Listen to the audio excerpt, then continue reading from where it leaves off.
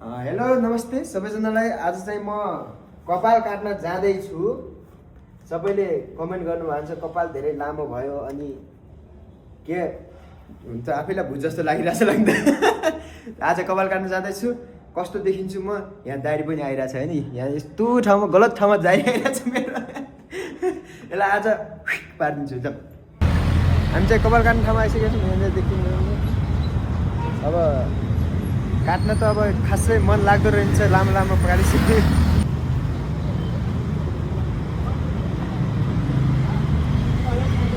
Hello handsome देखाएको छु दाइ म एकदम ह्यान्डसम होइन ह्यान्डसम नै ह्यान्डसम। ओके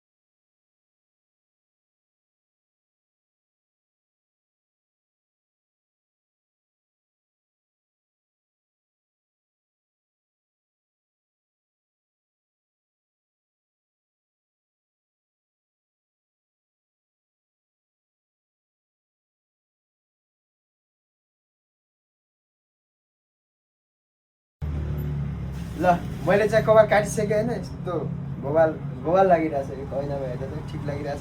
ल सबै कस्तो लाग्यो सबैले कमेन्ट गर्नु होला। ल मेरो कपाल काट्नु चाहिँ भने हो होइन। थ्याङ्क यू सो मच है। फेरि पनि काट्न आउँदैछु होइन।